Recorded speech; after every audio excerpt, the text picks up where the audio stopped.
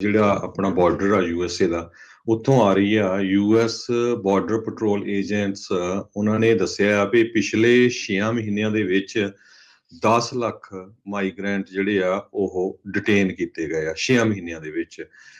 ਇਹ ਹੁਣ ਤੱਕ ਦਾ ਪਿਛਲੇ 20 ਸਾਲਾਂ ਦਾ ਜੇ ਰੈਕੋਰਡ ਦੇਖਿਆ ਜਾਵੇ ਸਭ ਤੋਂ ਜ਼ਿਆਦਾ ਨੰਬਰਸ ਆਉਂਦੇ ਹੈਗੇ ਆ। ਯੂਐਸ ਕਸਟਮ ਤੇ ਬਾਰਡਰ ਪ੍ਰੋਟੈਕਸ਼ਨਸ ਨੇ ਇਹ ਕਿਹਾ ਆ ਵੀ 2,09,906 ਲੋਕ ਕੱਲੇ ਮਾਰਚ ਮਹੀਨੇ ਦੇ ਵਿੱਚ ਬਾਰਡਰ ਤੋਂ ਅਰੈਸਟ ਹੋਏ। ਇਸ ਤੋਂ ਬਿਨਾ 8,03,607 ਅਕਤੂਬਰ ਤੋਂ ਲੈ ਕੇ ਜਿੱਦਾਂ ਮਾਰਚ ਤੱਕ ਹੋਏ। ਸੋ ਟੋਟਲ 6 ਮਹੀਨਿਆਂ ਚ 10,13,513 ਲੋਕ ਅਰੈਸਟ ਹੋਏ। ਸੋ ਇਹ 20 ਸਾਲਾਂ ਦੇ ਵਿੱਚ ਸਭ ਤੋਂ ਜ਼ਿਆਦਾ ਨੰਬਰ ਹੈਗੇ ਆ। ਪਿਛਲੇ ਕੱਲੇ ਸਾਲ ਦੇ ਵਿੱਚ 2021 ਚ 19 ਲੱਖ ਬੰਦਾ ਜਿਹੜਾ ਆ ਬੰਦਾ ਕਹਿਣ ਦਾ ਮਤਲਬ ਇਹ ਆ ਵੀ ਵਿੱਚੇ ਲੇਡੀ ਬੱਚੇ 19 ਲੱਖ ਅਰੈਸਟ ਹੋਏ ਇੱਕ ਸਾਲ ਦੇ ਵਿੱਚ। 51% ਲੋਕ ਇਹਨਾਂ ਦੇ ਵਿੱਚੋਂ ਜਿਹੜੇ ਹੁਣ ਨਵੇਂ ਅਰੈਸਟ ਹੋਏ 6 ਮਹੀਨਿਆਂ ਚ ਉਹ ਟਾਈਟਲ 42 ਦੇ ਅੰਡਰ ਐਕਸਪੈਲ ਕੀਤੇ ਗਏ ਸੀ, ਕਿਉਂਕਿ ਪ੍ਰੈਜ਼ੀਡੈਂਟ ਟਰੰਪ ਦੇ ਟਾਈਮ ਦੇ ਉੱਤੇ ਉਹਨਾਂ ਨੇ ਜਿਹੜਾ ਕਰੋਨਾ ਵਾਇਰਸ ਕਰਕੇ ਇਸ ਟਾਈਟਲ ਨੂੰ ਯੂਜ਼ ਕੀਤਾ ਸੀ। ਤੇ ਪ੍ਰੈਜ਼ੀਡੈਂਟ ਬਾਈਡਨ ਉਹਨਾਂ ਦੇ ਟਾਈਮ ਦੇ ਉੱਤੇ ਵੀ ਬਹੁਤ ਜ਼ਿਆਦਾ ਐਕਸਪੈਲ ਹੋਏ ਹੈਗੇ ਆ। ਹੁਣ ਟਾਈਟਲ 42 ਉਸ ਨੂੰ ਚੱਕਣ ਜਾ ਰਹੇ ਹੈਗੇ ਆ ਮਈ 23 ਨੂੰ। ਸੋ ਉਹਦੇ ਮੁਤਾਬਕ ਕੋਈ ਵੀ ਜਿਹੜਾ ਪਹਿਲਾਂ ਵਾਂਗ ਨਹੀਂ ਵਿੱਚ ਤੁਹਾਨੂੰ ਮੈਕਸੀਕੋ 'ਚ ਰਹਿਣਾ ਪੈਣਾ ਉੱਥੇ ਤੁਸੀਂ ਕੇਸ ਫਾਈਟ ਕਰੋ, ਹੁਣ ਆ ਸਕਦੇ ਆ। ਇਹਨਾਂ ਦੇ ਮੁਤਾਬਕ ਉੱਥੇ ਨਹੀਂ ਹੋਣਾ ਹੈਗਾ। ਸੋ ਸੀਵੀਪੀ ਦੇ ਕਮਿਸ਼ਨਰ ਕ੍ਰਿਸ ਮੈਗਨਸ ਨੇ ਇਹ ਕਿਹਾ ਆ ਵੀ ਸਾਡੀ ਜਿਹੜੀ ਪੂਰੀ ਜਿਹੜੀ ਟੀਮ ਆ ਉਹ ਤਿਆਰ ਹੈਗੀ, ਕਿਉਂਕਿ ਸਾਨੂੰ ਪਤਾ ਹੈ ਵੀ ਬਹੁਤ ਜ਼ਿਆਦਾ ਸਰਜ ਹੋਊਗਾ, ਬਹੁਤ ਜ਼ਿਆਦਾ ਵਧਣਗੇ ਲੋਕ ਬਾਰਡਰ ਕ੍ਰਾਸ ਕਰਨ ਤੋਂ। ਜੀ ਬਿਲਕੁਲ। ਟੈਕਸਸ ਦੀ ਜਿਹੜੀ ਸਿਟੀ ਆ ਉਹਨਾਂ ਦੇ ਜਿਹੜੇ ਲੀਡਰਸ ਆ ਉਹ ਕਹਿ ਰਹੇ ਆ, ਮੈਕੈਲਨ ਜਿਹੜਾ ਟੈਕਸਸ ਦੇ ਵਿੱਚ ਆ, ਉਹਨਾਂ ਦੇ ਸਿਟੀ ਵਾਲੇ ਕਹਿੰਦੇ ਵੀ ਫਲੱਡ ਆਫ ਬਾਰਡਰ ਕ੍ਰਾਸਰਸ ਆਉਣਗੇ ਮਈ ਦੇ ਵਿੱਚ ਜਦੋਂ ਕੋਵਿਡ ਰੂਲ ਖਤਮ ਹੋਣ ਜਾ ਰਿਹਾ। ਤੇ ਕਹਿੰਦੇ ਵੀ ਨਾਈਟਮੇਅਰ ਵਰਗੀ ਸਥਿਤੀ ਜਿਹੜੀ ਉਹ ਬਣਨ ਜਾ ਰਹੀ ਆ। ਕਹਿੰਦੇ ਲੌਜਿਸਟਿਕਸ ਲਈ ਸਾਡੇ ਲਈ ਕਾਫੀ ਜ਼ਿਆਦਾ ਮੁਸ਼ਕਲ ਹੋਊਗਾ। ਰੀਓ ਗ੍ਰੈਂਡੇ ਵੈਲੀ ਜਿੱਥੇ ਵੱਡੇ ਪੱਧਰ ਦੇ ਉੱਤੇ ਜਿਹੜੇ ਮਾਈਗ੍ਰੈਂਟਸ ਆ ਉਹ ਅਮਰੀਕਾ ਦੇ ਵਿੱਚ ਦਾਖਲ ਹੁੰਦੇ ਆ। ਕਹਿੰਦੇ ਵੀ 51% ਲੋਕ ਜਿਨ੍ਹਾਂ ਨੂੰ ਟਾਈਟਲ 42 ਕਰਕੇ ਵਾਪਸ ਰੱਖਿਆ ਗਿਆ ਸੀ ਉਹ ਮੁੜ ਦਾਖਲ ਹੋਣ ਦੀ ਕੋਸ਼ਿਸ਼ ਕਰਨਗੇ।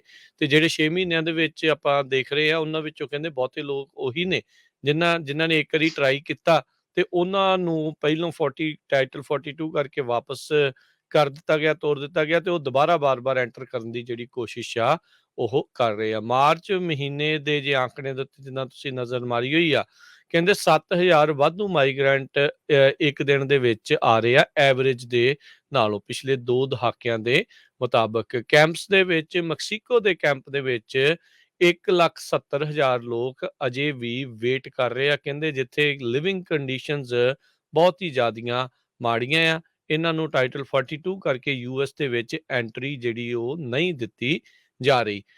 ਵਿਲਾ ਲੋਬੋਸ ਜਿਹੜੇ ਮੈਕੈਲਨ ਟੈਕਸਸ ਤੋਂ ਹੈਗੇ ਆ, ਉਹਨਾਂ ਦੇ ਮੇਅਰ ਹਾਵੀਅਰ ਲੋਬੋਸ ਉਹ ਕਹਿੰਦੇ ਵੀ ਅਸੀਂ ਵਾਈਟ ਹਾਊਸ ਦੇ ਸੰਪਰਕ ਦੇ ਵਿੱਚ ਹੈਗੇ ਆ।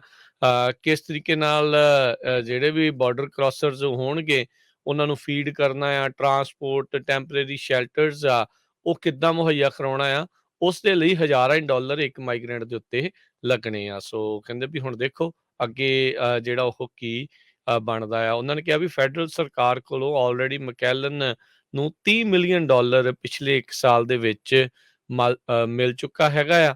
ਪਰ ਕਹਿੰਦੇ ਵੀ ਸਾਨੂੰ ਇਸ ਤੋਂ ਵੱਧ ਰਾਸ਼ੀ ਦੀ ਜ਼ਰੂਰਤ ਹੋਵੇਗੀ ਜੇ ਇੰਨੇ ਵੱਡੇ ਇਨਫਲੈਕਸ ਆਉਣਾ ਆ, ਲੋਕਾਂ ਨੇ ਆਉਣਾ ਆ ਵੀ ਉਸ ਦੇ ਉੱਤੇ ਜੇ ਉਹਨਾਂ ਨੂੰ ਇੱਕ ਹਿਸਾਬ ਦੇ ਨਾਲ ਲੌਜਿਸਟਿਕਲੀ ਸਾਰਾ ਕੁਛ ਟੇਕ ਕੇਅਰ ਕਰਨਾ ਹੋਵੇ। ਸੋ ਕਹਿੰਦੇ ਵੀ ਅਸੀਂ ਬਾਰ-ਬਾਰ ਬਾਈਡਨ ਐਡਮਿਨਿਸਟ੍ਰੇਸ਼ਨ ਦੇ ਸਟਾਫ ਮੈਂਬਰਸ ਦੇ ਨਾਲ ਗੱਲਬਾਤ ਦੇ ਵਿੱਚ ਇਹ ਮੰਗ ਕੀਤੀ ਹੈਗੀ ਆ ਵੀ ਸਾਨੂੰ ਹੋਰ ਵਾਧੂ ਰਾਸ਼ੀ ਜਿਹੜੀ ਉਹ ਦਿੱਤੀ ਜਾਵੇ।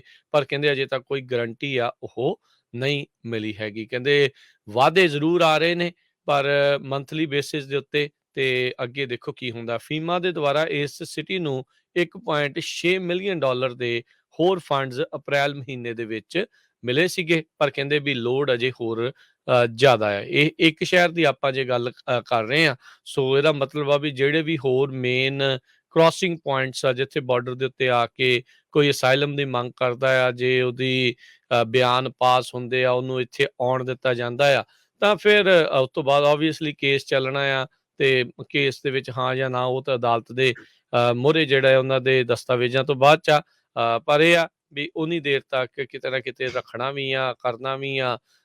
ਵਰਕ ਪਰਮਿਟਾਂ ਦਾ ਵੀ ਰੌਲਾ ਆ ਵਿੱਚ ਹੀ ਨਾਲ-ਨਾਲ।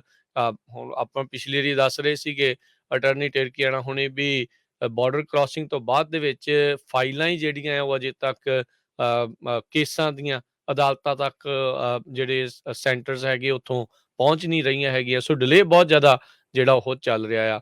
ਉੱਤੋਂ ਇਹਨਾਂ ਨੇ ਜਿਹੜਾ ਬਾਈਡਨ ਪ੍ਰਸ਼ਾਸਨ ਆ ਇਹ ਕਹਿ ਰਹੇ ਆ ਵੀ 6 ਮਹੀਨਿਆਂ ਦੇ ਵਿੱਚ ਆਪਾਂ ਦੇਖੋ ਵੀ ਤੁਹਾਡਾ ਫੈਸਲਾ ਕਰ ਦੇਣਾ ਆ ਵੀ ਤੁਹਾਨੂੰ ਅਸਾਈਲਮ ਮਿਲਣਾ ਚਾਹੀਦਾ ਆ ਕਿ ਨਹੀਂ। ਇਹਦੇ ਕਰਕੇ ਜਿਹੜੀ ਜ਼ੋਰੋ ਜ਼ੋਰ ਮਾਰੋ ਮਾਰ ਜਿਹੜੀ ਆ ਬਹੁਤ ਜ਼ਿਆਦਾ ਵਧਣ ਵਾਲੀ ਹੈਗੀ ਆ। ਜੀ।